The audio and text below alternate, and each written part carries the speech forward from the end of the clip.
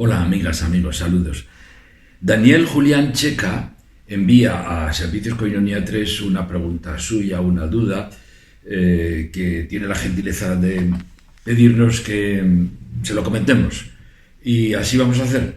Vean la pregunta que nos sonará a todos, porque es un poco común, diríamos, la llevamos todos un poco, todos los que estamos preocupados por esta renovación del cristianismo la llevamos dentro. Escribe, lo fundamental del cristianismo del Nuevo Testamento es la misión salvífica de Jesús.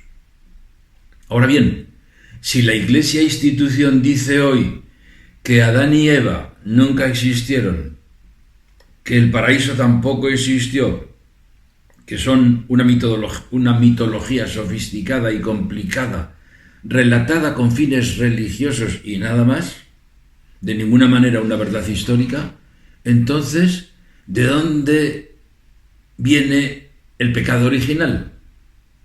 ¿En qué queda la misión salvífica de Jesús y la centralidad de celebraciones litúrgicas tales como la Navidad y la Pascua, más allá de la belleza poética que encierran, que por otra parte vienen también de la mitología hindú y subyacen, por ejemplo, en los libros sagrados de los Vedas, anteriores por lo menos 3000 años al Nuevo Testamento, por decir algo?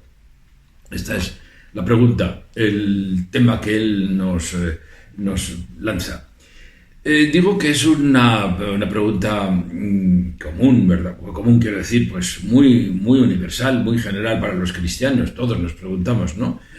Y él comienza diciendo que si lo fundamental del cristianismo es la misión salvífica de Jesús, una hipótesis, si lo fundamental del cristianismo es la misión salvífica de Jesús, veamos primero lo fundamental. ¿Qué es lo fundamental? Existe lo fundamental, o sea, en singular, neutro singular, no puede tener plural, pero existe lo fundamental. Hay algo que es lo fundamental y solo es eso lo fundamental. Yo diría que tengamos en cuenta que no es tan claro eso, bajarnos un poco del caballo de que existe algo que es lo fundamental del cristianismo. Todo lo demás se puede dar por menos importante, pero esto es lo fundamental. Y sobre todo que no es algo fijo, sino que es algo cambiante. Alguno de ustedes va a decir, bueno, pero ¿cómo es eso, no? El cristianismo, si lo fundó Jesús, lo fundó para esto. Es que ni lo fundó Jesús, ni dijo para qué, ni puso las bases teológicas, ni menos las canónicas, ¿no? Es decir, no es así. Si nos acercamos al cristianismo nos damos cuenta de que esa seguridad que hemos tenido en su presentación tradicionalmente, de que estaba todo establecido, todo dicho, y qué es lo fundamental y qué es lo sustancial y lo accidental, todo eso es la última remesa, la última elaboración que teníamos y que tuvo un cierto éxito, por ejemplo, después de Trento, y nos ha llegado a nosotros, a los mayores pues, de esta generación, y era fijo, era intocable, era clarísimo, era sistemático, era con una filosofía contundente, ¿verdad? Bueno, pues eso ya hoy no se puede seguir pensando así. Bueno, hay gente que piensa así, ¿verdad? Y hay que respetarlo, ¿no? Pero estamos muchos, normalmente todos los que nos preguntamos esa pregunta que hace Daniel, pues estamos muchos que decimos, es que eso ya a mí ya no me va. No es que no me va, es que no lo entiendo, es que no puedo entenderlo, es decir, es que no me parece inteligible. Lo fundamental, lo esencial, lo central no es tan claro, eso en primer lugar. Y segundo, si es cambiante. Es cambiante según las épocas y las culturas. Y si miramos a la historia, ha habido varios temas que eran lo fundamental de Jesús, ¿no? Ha habido momentos en que el cristianismo se reducía y se concretaba en lo fundamental, que era la vida de la gracia, la vida de los sacramentos, o el bautismo. Sin bautismo no se puede uno salvar, entonces hay que ir a bautizar, estoy pensando en San Francisco Javier, o en la doctrina. Fíjense que estoy ya diciendo un tercer fundamento nuclear del cristianismo, lo fundamental, la doctrina. La doctrina es creer en Jesús, creo en Dios Padre Todopoderoso, etcétera, etcétera, el credo, morir como hijo fiel de la Iglesia. Eso ha sido otra visión y ha sido muy abundante y muy exitosa, ¿no? La ortodoxia, no digamos. La mística, totalmente distinta, ¿no? Esos no tenían esa necesidad ni de las doctrinas ni de muchas cosas, ¿no? La caridad. ¿Quién no ha oído que la caridad, el amor, es lo sustancial y lo fundamental del Evangelio? O librarse del pecado. Lo principio es liberarse del pecado. O bien, por el contrario, es la fe la que salva. Y no importa el pecado. Vean, un cierto protestantismo dijo eso también, ¿verdad? Que no es el pecado el problema, porque la fe salva todo, incluso peca fortiter, peca más fuerte, porque la fe, si tú crees más fuerte, eso te salva. Bueno, es otra versión, no pasa nada, es otra versión. Y ha habido otras últimas más recientes, por ejemplo, de la teología de la liberación, que dice que lo fundamental del cristianismo tendría que ser lo que fue fundamental para Jesús, que fue la utopía del reino de Dios. Claro, eso es otra cosa. Eso es otro cristianismo, porque lo fundamental de ese cristianismo es otra cosa distinta de la que nos habían dicho. Es decir, con esto no quiero decir más que al preguntarse sobre lo fundamental del cristianismo, hay que pensar que son muchas cosas y hay muchas versiones, y no quedarnos atados a una, ni pensar que si resolviéramos esa la habríamos resuelto. Lo fundamental del cristianismo que Daniel recoge, ¿verdad?, que es lo que nos ha llegado a todos, es la misión salvífica de Jesús. Pero vean, ¿no? La misión salvífica de Jesús, que Jesús es el Salvador, JHS, Jesús Salvator Hominum. Jesús es el Salvador de los hombres, Él es el que nos salva, eso es lo fundamental. Si tú crees eso y que Jesús te salva, pues sí, eso ha sido así. Y esa ha sido la misión fundamental durante mucho tiempo, ha sido tenido como el centro del cristianismo, el centro de su comprensión, pero hoy también pues eso ya hace agua, ¿no? Porque está en un marco cuya plausibilidad es casi imposible de admitir, ¿no? ¿Cómo la reconocemos? ¿Cómo la admitimos? Jesús, la misión salvífica de Jesús. Primero, la misión salvífica de Jesús, comencemos por ahí, no está en el Evangelio. Lea usted los evangelios y verán que no está nada claro que Jesús vino para librarnos del pecado original, ofreciendo su vida al Padre en redención, en pago por... No. Eso, si se lo hubieran dicho a Jesús, le hubiera sorprendido, no hubiera entendido además. O sea, es otra cosa. En todo caso, lo central del cristianismo, en un sentido diríamos histórico o historicista, sería Jesús mismo. Vamos a pasar por ahí. Jesús sería lo central del cristianismo, la persona de Jesús. ¿Y dónde está la persona de Jesús? ¿En los evangelios? No tenemos la persona de Jesús. Tenemos muy pocas cosas ciertas y seguras de Jesús, porque lo que tenemos más al fondo, lo que serían los relatos evangélicos y preevangélicos, pues son ya elaboraciones posteriores de discípulos de comunidades cristianas que posteriormente han hecho, y son por tanto ya no son lo histórico, sino son una lectura de fe sobre unas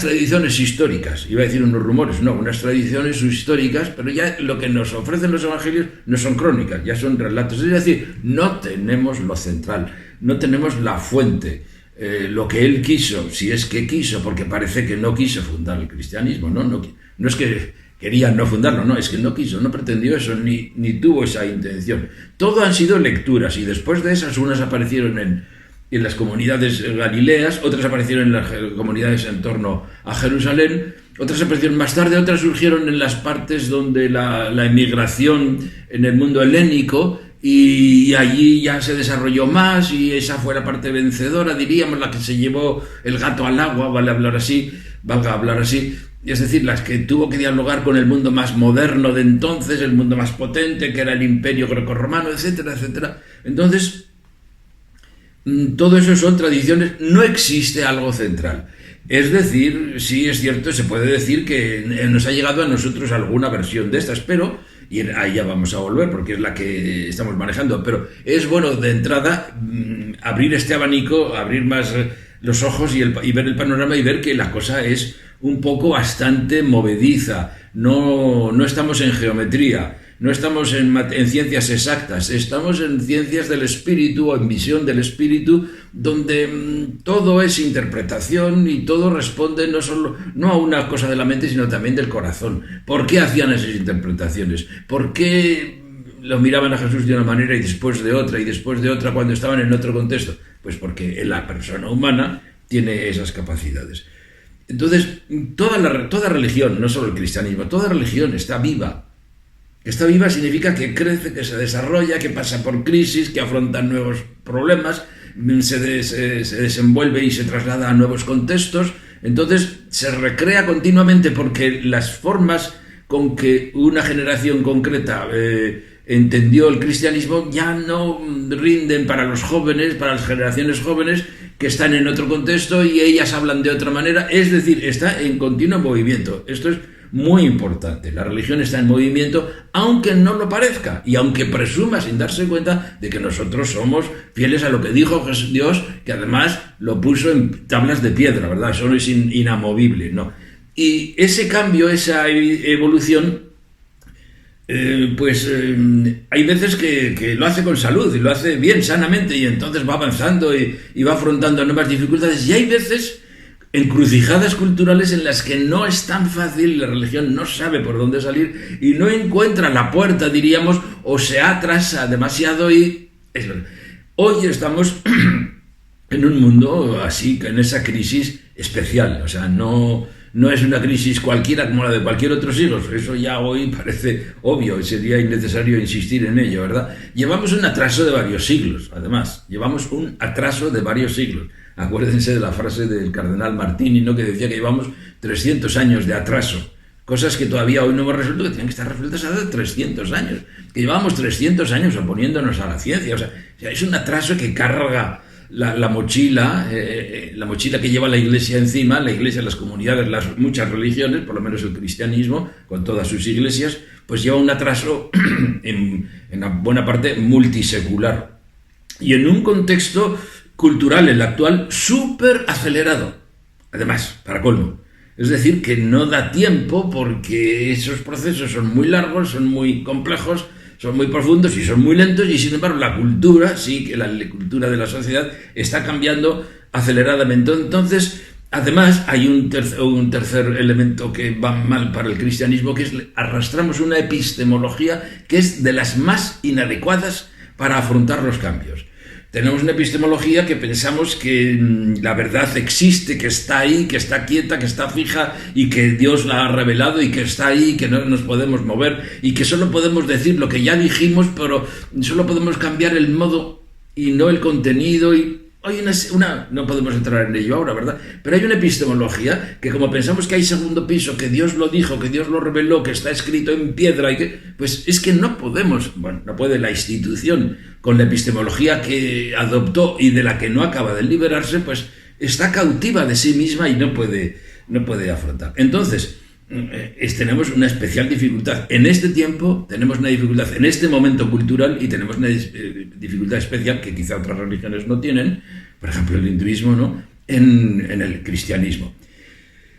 Vayamos ahora entonces sí a la misión salvífica de Jesús. ¿Qué es la misión salvífica de Jesús tradicionalmente entendida y que es, supongo, claramente la que Daniel nos está refiriendo? Pues es la que decíamos antes, misión salvífica de Jesús. Jesús vino para salvar a la humanidad porque estaba en pecado y estaba condenada por Dios y no había solución. Bueno, eso, cualquiera que ha hecho ejercicios espirituales hace tiempo, incluso no hace tanto tiempo, pero no en la línea del Vaticano II, sino en la anterior, pues que se predicó hasta la saciedad en la Iglesia. Jesús venía para resolver el problema de la humanidad con Dios, que resultó enfadado y agraviado gravemente por el pecado original.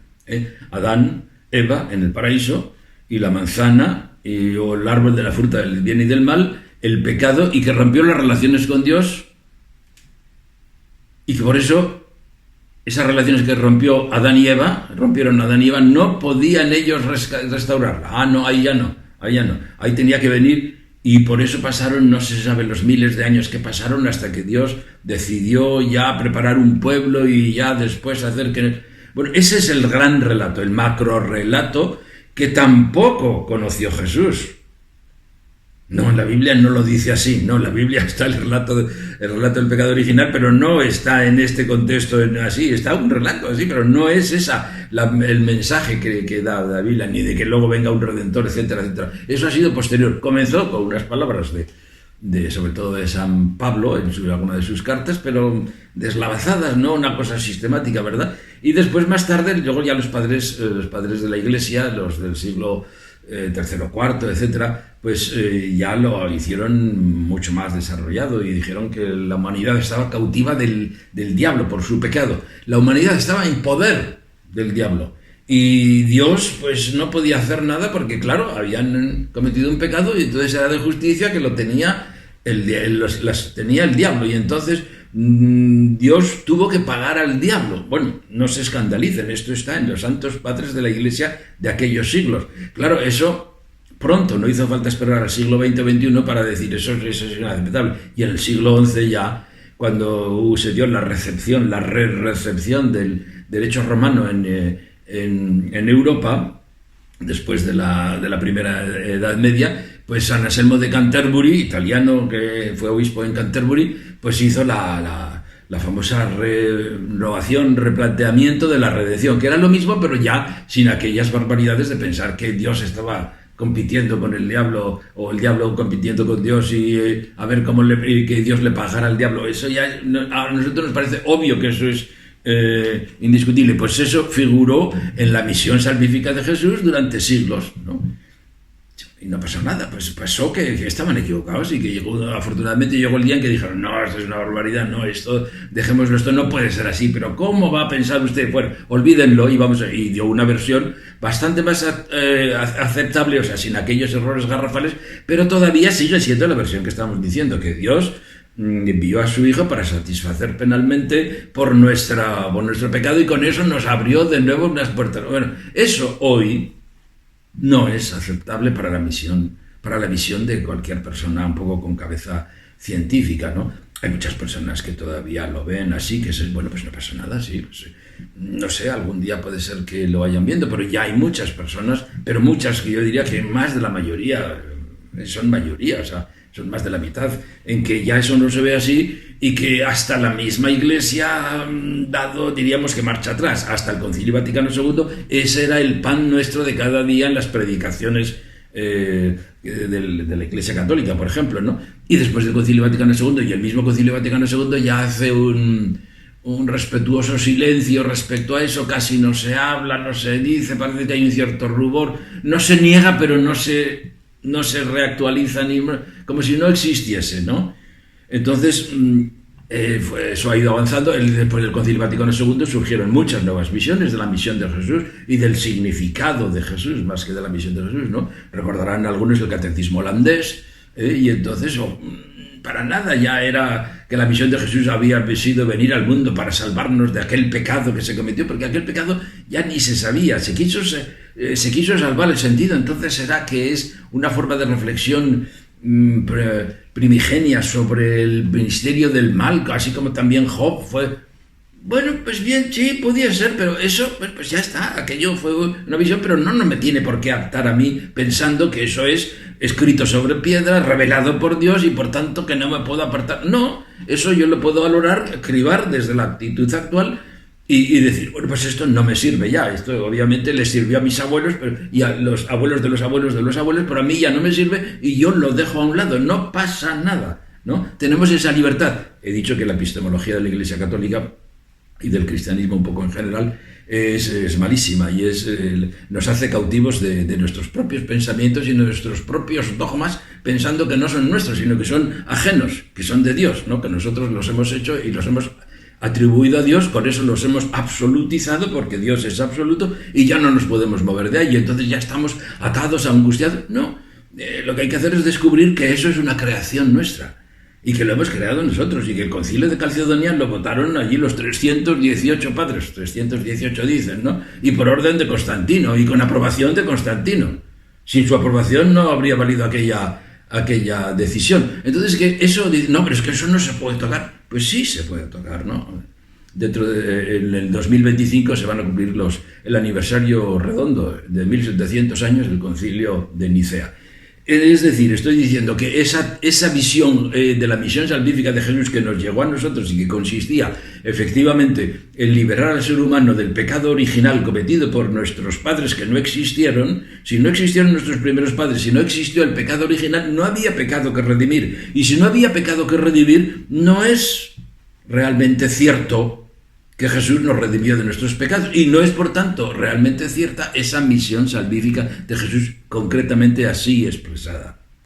Entonces, ¿qué es lo que queda de aquella misión? Pues de aquella concreta, de esa visión, de esa expresión de la misión de Jesús, pues pues hay que decir que queda muy poco, por no decir que no queda nada, porque no queda ni el pecado, ni Adán y Eva, ni el pecado original que redimió, lo que hemos dicho, pues entonces no hay nada de eso. Y las celebraciones sobre eso, pues hay que reformularlas también, y hay que ver que no tienen ese sentido, ¿no? Si ustedes recuerdan, algunos se acordarán de que antes del Concilio Vaticano II, antes de Pío XII, Pío XII renovó la Semana Santa porque hasta entonces la vigilia pascual no tenía sentido. Lo que decir, no era una cosa a celebrar, se celebraba el Viernes Santo porque era la muerte de Jesús y ahí nos espiaba los pecados y tal, pero ya el Sábado Santo era un colofón, era un premio que se le daba a Jesús, su resurrección, pero lo importante era la muerte en la cruz, esa era la resurrección. El concilio le dio vueltas a eso totalmente. Había sido prevenido por aquellos autores como Durbel, el famoso Durbel, que hizo la resurrección de Jesús misterio de salvación. Comenzaba diciendo, hasta ahora la salvación parece que se conseguía el Viernes Santo y ahí acababa todo, y no es así. Bueno, pues entonces toda una reformulación de lo más central del cristianismo, que es la Pascua. Y todavía siempre dentro de esos parámetros de ese el gran relato cristiano. Es decir, todo eso está en el aire, todo eso hoy día, después de 300 años de revolución del conocimiento, de revolución de la ciencia, de la revolución científica, que no fue la del siglo XVI, sino que es la que hoy sigue todavía, ¿no? La duplicación del conocimiento, ¿se acuerdan esa frase célebre de que la duplicación del conocimiento antes ocurría cada 50 años, luego cada 30, luego cada 20, y hace tiempo ya que no se sabe cuánto, porque quizá cada día se está desarrollando. No sabemos, es imposible cuantificar eso. Pero estamos en esa aceleración del conocimiento, y entonces esa aceleración del conocimiento es una reflexión, la reflexión humana. Reflexión es reflejar, ¿verdad? El rayo de luz que va, da al espejo y vuelve para atrás. Y llega hasta mí y por eso yo soy capaz de verme. Bueno, la reflexión científica está haciendo lo mismo, es una reflexión. Nos reflejamos a nosotros mismos con nuestros nuevos medios científicos, nos vemos a nosotros mismos. No solo vemos más allá, sino vemos más adentro y más atrás de nosotros mismos. Cuanto más avanzamos, más retrocedemos sobre nosotros mismos, sobre nuestros pasos, y más sabemos de nuestra historia y de nuestra genealogía, y de nuestros genes, y de nuestra genética, y de nuestra historia, y de las edades de la historia y de la cultura, y cada vez descubrimos más cosas del Paleolítico, del Neolítico, de la edad de bronce. Estamos cada vez sabiendo más cosas, y también de la religión. La religión no es solo lo que dijo Jesús, porque Jesús no habló de nada de esto, sino que es todo un movimiento, y además cada vez lo vemos más ampliamente. Ya no podemos estar encerrados en el fanal del cristianismo y a ver qué dijo Jesús y qué dijeron los santos padres y ahí metiditos, ahí encerrados. Eso ya no existe, ya no es válido para nosotros. Ahí nos asfixiamos, hay que salir de la caja. Hay que salir de esa caja y mirar ampliamente y decir, bueno, es que esto es un fenómeno grande. Sí, estoy desconcertado, no sé por dónde caminar, porque lo de la misión de Jesús se me está quedando en nada, lo de lo fundamental cristiano se me está quedando también en nada, pero no es que no sea nada, cuidado. Es que tengo que descubrir qué es lo que había allí de fundamental, lo fundamental de lo fundamental. Yo pongo el ejemplo siempre, que me lo habrán oído algunos de ustedes más de una vez, ¿no? Lo de la niña. En el campesinado, cuando vas por los campos de la selva y está allí una choza de campesinos bajo los grandes árboles, en los cafetales que crecen debajo de los árboles, bueno, allí están lavando en una palangana a una niña y la están lavando con jabón y agua, jabón, agua, jabón, agua, jabón, ya está bien lavada, pues ahora agua bien aclarada y se coge la palangana y se tira, pero se agarra a la niña. Hay que tirar el agua sucia, pero hay que sujetar la niña. Hay que tirar muchísima agua sucia, que no sirve, que estorbaba, que nos hacía daño, cuidado. La niña a lo mejor no se quejaba, pero estaba molestando, nos molesta a todos la suciedad y no es sana, no es higiénica. Todos esos mitos que ya caducaron, que ya no tienen significación, que ya emplean metáforas y símbolos que ya no son nuestros, que ya no son de nuestros, y sobre todo menos son de la cultura que viene, pues nos han hecho daño. Y todo eso, pues hay que reconocer que si nos hemos liberado de la epistemología esa dogmática que nos dice que no se puede cambiar, que eso es intocable, y nos damos cuenta que sí, que se puede tocar y que se puede cambiar porque siempre ha estado cambiando y ahora nos toca a nosotros cambiarla, buscando sacar la niña a flote. No se trata de tirar nada, no se trata de negar todo, se trata de quitar el agua sucia, lo que vemos que no sirve y que ya no es tragable, con respecto a los que todavía creen que no necesitan lavarse. Bueno, bien, usted verá. Usted es mayor, ya es mayorcito, entonces usted verá. Pero yo a mi niña la lavo, ¿no? Y la rescato. Y yo quiero lavar la niña, mi niña interior. ¿Qué es la niña? Pues esa vivencia que hemos tenido con aquellos relatos, con aquellas misiones salvíficas de Jesús, con aquellas conciencias escrupulosas del pecado y de confesarse corriendo y de toda aquella visión que, bueno, ahí de una manera u otra y de una manera más bien sufriente y dolorosa y inadecuada, pero que era la del momento, pues hemos vivido una gran aventura de amor. Ha sido un gran error, pero ha sido un gran amor. Esa frase se la estoy copiando a Santiago Villamayor, ¿verdad? Ha sido un gran error. Descubrimos ahora que nos habíamos equivocado en muchas cosas. No yo ni nadie, sino todos. O sea, la cultura, el ambiente, el cristianismo, las religiones. Bueno, hemos vivido del ambiente que estamos en un cambio radical. Estamos como las serpientes cambiando toda la piel a la vez, ¿no? Y entonces es muy desconcertante, es un poco malo, es un poco difícil, pero hay que aceptar que todo eso pues se pasó. Esa pregunta que dice Daniel, ¿no? ¿En qué queda esa misión salvífica? Pues esa concreta, pues que ya no nos dice nada a muchos. Al que le diga y que siga, pues y que muera en su fe, tranquilo, ¿no? Pero quien abra la cabeza, quien abra los ojos y salga de la caja y estudie y vea y confronte y dialogue con sinceridad buscando, pues yo creo que lo va a encontrar. Yo sí creo que somos ya muchos los que lo vamos a encontrar. Y no necesariamente tenemos que tirar la niña como muchos también la han tirado. Quizás no es culpa suya, es que ya no encontraban otra forma que romper con todo y marcharse. Si hubieran encontrado una forma de decir, oiga, sí, es que usted no tiene la culpa, usted tiene toda la razón cuando protesta contra esa forma que le dieron ese cristianismo porque a usted se le ha hecho pequeño. Son como aquellos pantalones que ya no le valen, tiene que ponerse otros. Eso tírenlo, no le arregle, no le ponga un no, tírenlo, póngase otros. Ahora, busque con sinceridad, claro. Y vea usted que no se hundió el mundo. El mundo va a seguir probablemente, si es que no se acaba el planeta antes, ¿verdad? Ese es otro tema. Entonces, estamos ahí y ahí tenemos que reconocer que muchas de esas cosas que sirvieron para expresar lo fundamental del cristianismo en la misión salvífica de Jesús, muchas de esas cosas han sido remitidas al campo de la leyenda. Sabemos que todo eso son mitos, mitología. Y dice, Daniel me dice arriba, son mitología, nada más. Cuidado ese nada más. Sí, ya entiendo que quiere decir que son mitología, que no hay nada de historia. Bien.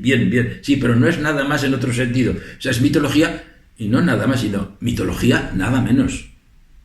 Mitología nada menos. O sea, la mitología es una cosa muy preciosa. No estamos hablando de literatura mítica, estamos hablando de la literatura sagrada de los pueblos que han buscado la verdad, el sentido, los límites, la moral, lo que da sentido a la vida, el amor, la trascendencia, la inmanencia, todo eso es maravilloso, ¿no? Ahora, no tenían otra forma, no era todavía el tiempo griego para haberlo expresado filosóficamente como después hizo el mundo griego y la Iglesia lo adoptó. No tenía esa forma, solo tenían la forma narrativa, que todavía hoy sigue cautivándonos. Luego en una escuela tú empiezas... Érase una vez un pastorcito que caminaba todos los días... Los niños tiran las orejas. Es que hay algo ahí. La narratividad, la narración, lo narrativo, choca enseguida, enciende una vibra ahí en una cuerda interior en el corazón.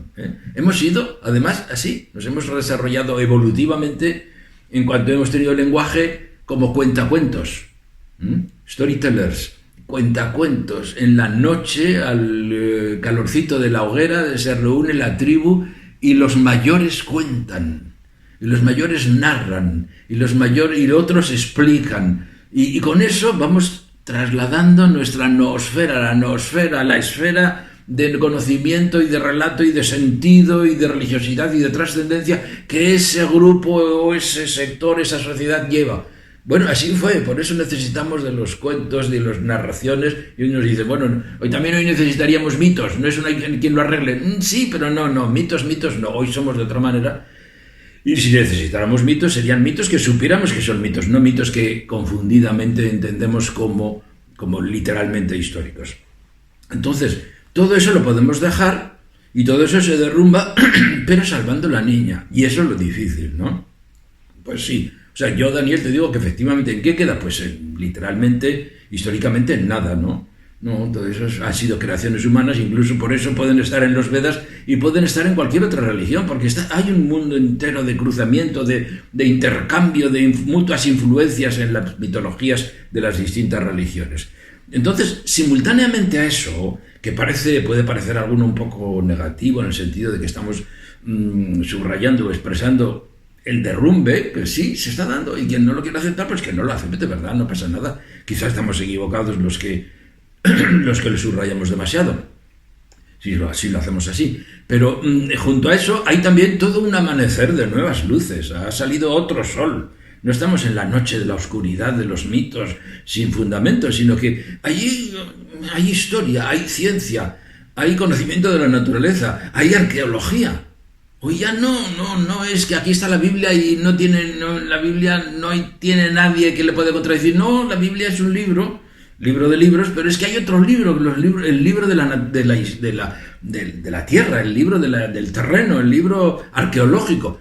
También hay que estudiar ese libro arqueológico, y ese libro arqueológico también me puede hablar de David, el que aparece en la Biblia, y es otro David distinto. O me puede hablar me puede decir este libro que aquí no hay nada de Salomón y aquí es un gran rey que lo conocían hasta el final del mundo, y la reina de Saba, que estaba en los confines, bueno, Etiopía era el confín del mundo ya, pues vino a... Pues oiga, aquí dice que no hay ni rastro, no en el terreno histórico, arqueológico, sino siquiera en los registros históricos de todos los demás pueblos del momento. Es decir, hay otras fuentes ahora y tenemos que conjuntarlas, porque esa es una verdad. Esa no se puede. Lo otro es una mitología que contiene una verdad de tipo religioso, pero no una verdad de tipo físico, ¿no? La antropología. Hoy tenemos la antropología y tenemos nuevas visiones totalmente distintas de lo que es la espiritualidad. La espiritualidad no es un espíritu que tengo aquí yo, el alma y mi cuerpo. Esto es mi cuerpo y aquí hay una cosa que se llama alma y que está conmigo y que el día que se separe me moriré. Esa antropología... Pues es una antropología barata, pero que ha sido la reina en la catequesis, ¿no? Entonces, hoy ya no se puede seguir así, siendo personas del siglo XXI. En el fondo, la antropología ve que la espiritualidad es otra cosa, es la autoconciencia, es el fondo mismo que luego se reviste o se expresa, mejor dicho, en fórmulas religiosas o religionales.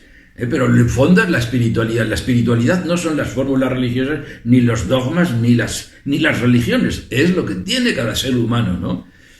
Y entonces, pues, también vemos hoy pues, que no pasaría nada si admitiéramos, y si admitimos ya muchos, que las religiones neolíticas, hoy que se está acabando el neolítico, pues no puedan poder pasar, porque son formas neolíticas, y el ser humano post-neolítico y tecnológico en adelante, pues es otra cosa que no puede comulgar con aquellos axiomas o aquellas estructuras que la religión aquella tiene.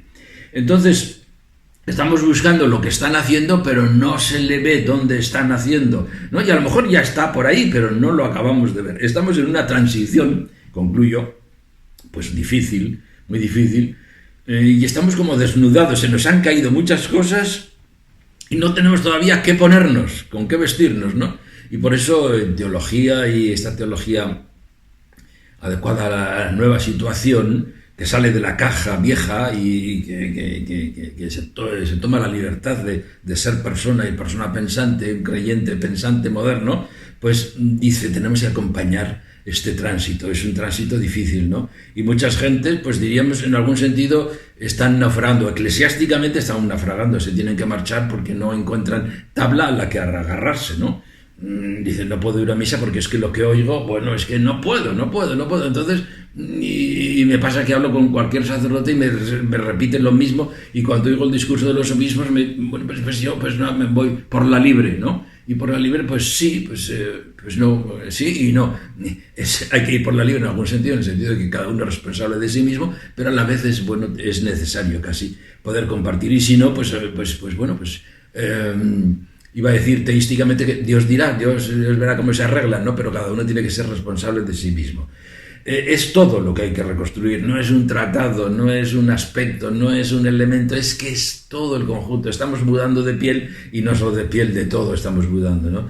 Y hay un gran colectivo popular, normal, siempre lo ha habido, que no se da cuenta y quizá que no puede darse cuenta, ¿no? Hay que comprender con mucha benevolencia que, bueno, pues este cambio es profundo y no es fácil afrontarlo, ¿no? Y que como se lo explicas a un creyente, a una abuelita muy sencilla que no ha leído, que no ha visto, es bastante difícil, pero entonces por eso hay que llenarse de misericordia, en el buen sentido, de comprensión, de empatía y de cariño para acompañar sin nunca avasallar ni empujar, ¿no?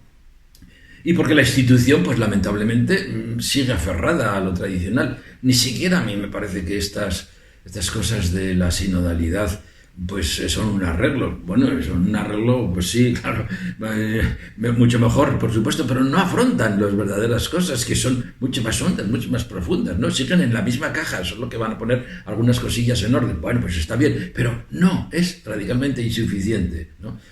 Entonces, es tan grande el cambio que podríamos decir, y a mí me gusta decir con una metáfora, que tenemos que cambiar de libro. El cristianismo es una de las religiones del libro, ¿no? Y el libro es la Biblia para nosotros. Pero es que hay que cambiar de libro. Ese libro está bien, pero déjalo, no ha sido un libro. El libro, hay otro libro. Que Dios reveló otro libro, y hablando teísticamente, que es el libro de la naturaleza, el libro de la creación, el libro del planeta, el libro de los astros, el libro de la realidad cósmica y vital, la realidad, ¿no? Entonces, ese libro está ahí y ese es el que nos habla.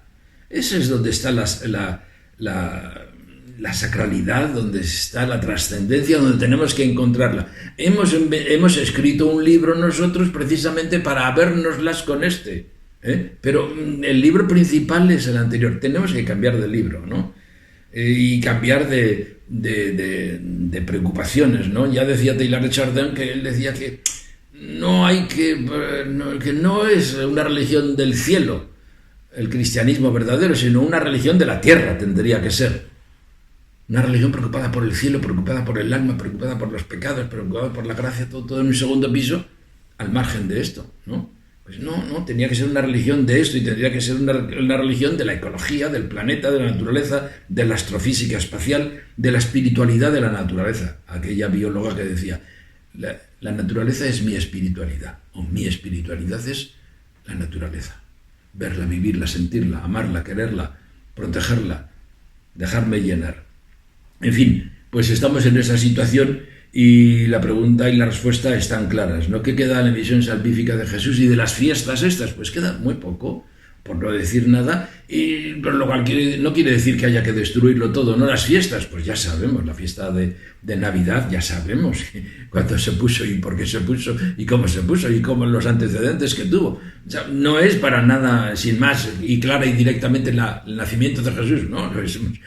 Pero, ¿será que no había que celebrar la Navidad? No, pues se puede celebrar, pero sabiéndolo esto y volviendo a ser un poco niños y revalorizando los valores que universalmente, aun sin reconocer el valor central del nacimiento de Cristo, muchas otras culturas han aceptado de la Navidad, ¿no? Entonces eso lo podemos comulgar y no hace falta por qué tirar nada. Y la Pascua, pues también sabemos que la Pascua no es lo que fue, no es lo que pensamos, y que hay otra Pascua también para celebrar, otro camino y en otro libro, ¿no? Y siempre ser paciente y humilde. Nosotros vemos así, pero otros no lo ven o incluso lo ven contrariamente. Pues entonces lo mejor es dialogar amablemente.